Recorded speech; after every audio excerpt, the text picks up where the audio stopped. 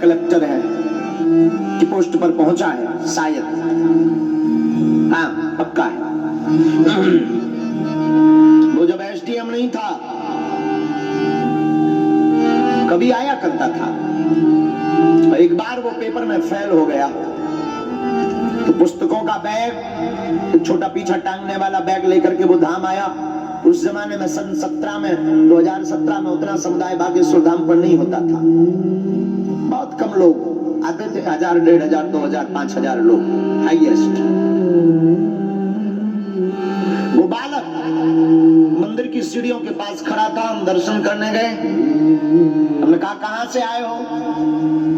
उसने अपना पूरा परिचय दिया। हमने कहा लोग क्यों रहे?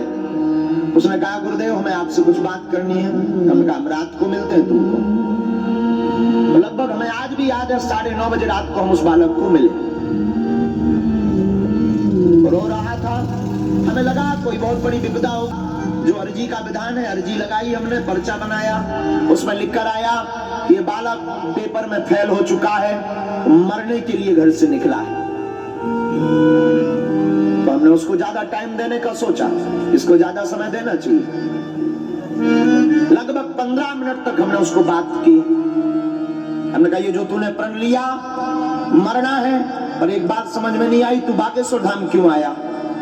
उसने कहा मैं घर से सब सामान लेकर निकला हूं, और सामान भी कुछ नहीं, जिन पुस्तकों से मुझे लगाव था उनको लेकर निकला हूं कि मैं मरूं भी तो इनके साथ मरूं, क्योंकि गुरुदेव मैंने बहुत मेहनत की, दिन रात मेहनत की, अब बहुत हो गया, अब मुझसे नहीं रहा जा रहा। लोग मेरी खिल्ली उड़ा रहे, लोग मेरा तमाशा बना रहे, घर वालों ने भी जितनी संपत्ति लगानी चाहिए उससे ज्यादा मेरी पढ़ाई पर, मेहनत पर संपत्ति लगाई, अब मैं टूट गया हूं, अब मुझे जीना नहीं है, मेरा सब व्यर्थ गया। बाप का पैसा, मेरा पिता किसान है, कृषि करता है, रातों भर उसने खेतों में पानी लगा लगा करके अनाज उगा करके बेचकर मुझे पढ़ाया, अब मुझसे नहीं देखा जाता। वो पूछते हैं बेटा तू क्या बन गया? मैं जवाब नहीं दे पा रहा हूँ गुरुदेव। अब मैं चाहता हूँ कि मैं लौट के जवाब भी ना दूं, मैंने मोबाइल भी बंद कर दिया, नाते भी सबसे तोड़ लिए, बस मेरे पास 2 दिन है। आखिर में मैं यहाँ से गुजर रहा था और मैंने सोचा मरूं भी तो गंगा प्रयाग में मरूं, इलाहाबाद जा रहा हूं, लेकिन खबर लगी कि बागेश्वर धाम यहीं पर है, तो सोचा यहाँ होता हुआ जाऊं।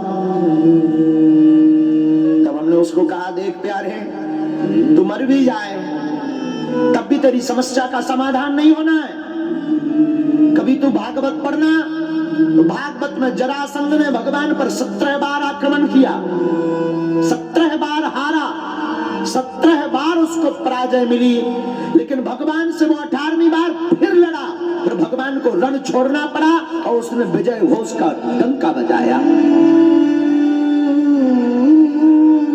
हमने कहा भगवान के खिलाफ भी जब तू बार बार कोशिश करेगा, और व्यक्ति जब भगवान के खिलाफ भी जीत जाता है, तो तू तो पढ़ाई करके पद को पाना चाहता है, तू कैसे हार सकता है पागल? तो बहुत कमजोर आदमी है, और तू मर भी जाए तो मृत्यु सॉल्यूशन नहीं है, मरने के बाद भी तू सफल नहीं होगा।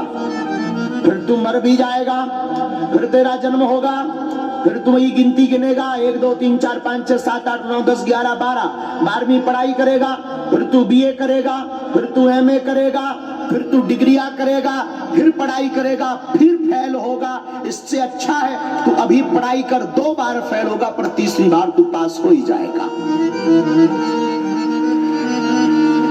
और साधु हमने सुना,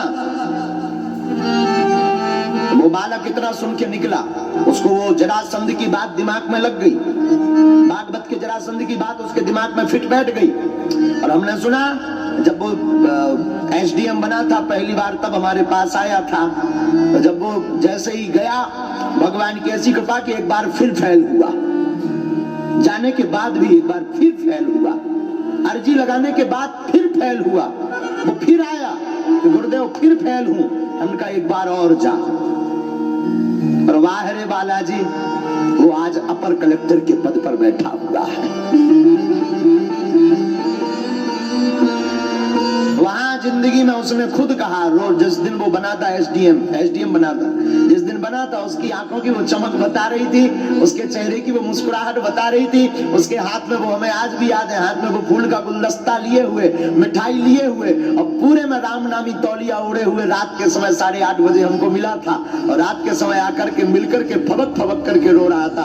हमने कहा पागल क्या हुआ? बोला गुरुदेव आज अगर बालाजी के चरणों में न आते तो शायद अपनी जिंदगी में अब तक मेरा नामो निशान मिट गया होता। पर एक बात मैंने जिंदगी में समझ ली, कितनी भी बार हार जाओ पर कभी अपने मन को मत हारना स्वीकार करना। जो व्यक्ति अपने मन को हारा हुआ स्वीकार नहीं करता वो पास हो जाता है।